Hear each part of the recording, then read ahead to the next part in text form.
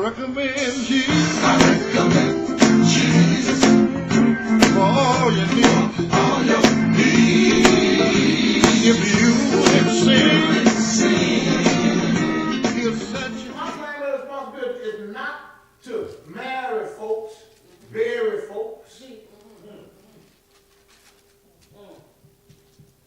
tickle you, tickle your ear, make you feel good all the time. My primary responsibility is to nurture you. Y'all know where it is. Church not 3 and 15, and I will give you pastors after my own heart who will feed you. And knowledge and understanding. That's my primary responsibility. But I cannot help you if you're going to be caught up and puffed up in pride to the point where you say, I do what I want to do when I want to. If I don't want to come, I'm not going. And you're right, you don't have to. But it does not benefit you when you are disobedient. And the reason for your disobedience has to do with pride. In thinking that you can do what you want to do and you don't have to submit yourself to the instruction of your pastor. Oh, we're going to start this, y'all. Because see, before we can move forward, before you can move forward as individuals, before we can move forward as a ministry, as a collective body of born-again believers, we got to get with one accord. I like to lead by example. Jesus did, you know. I shared this with some of you many, many years ago. Oh, Lord, over 22 years ago, my first year in the ministry. Old gentleman, old preacher, I don't even know his name. I only saw him this one time, though, right? And I was at a revival, and we was back in the pastor's office, host pastor's office, and he was getting dressed, and the old gentleman was sitting in there with me, and along with my stepbrother, and he says to me, we were just having a casual conversation, preacher talk. He says to me, you know, son, you might be a pastor one day. He said, remember this. Always remember this. If you think you're too big to be the general, and you're too small to be the pastor.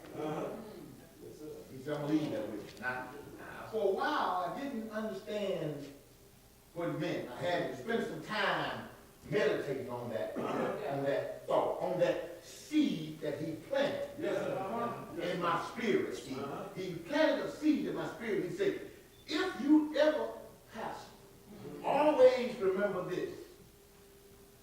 If you think you're too big to be the general, then you're too small to be pastor.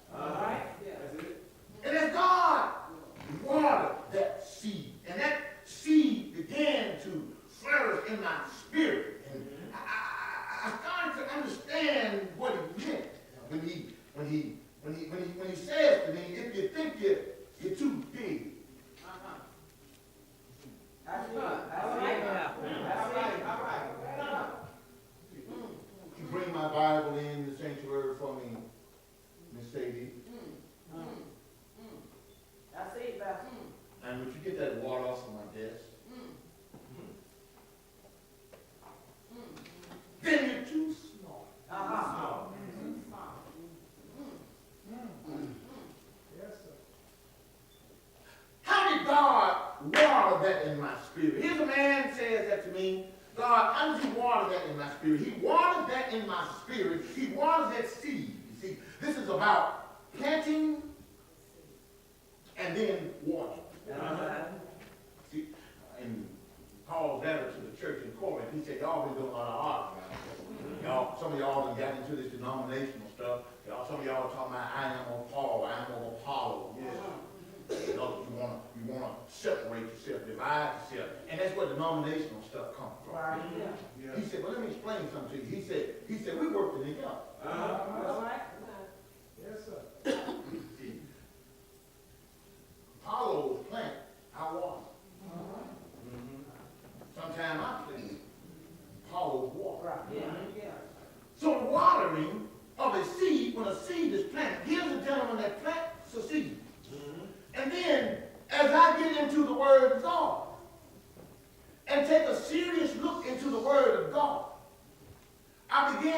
reflections of myself. And then seeds that had been planted in my spirit began to be nurtured through the word of God. Yeah. Turn to St. Matthew.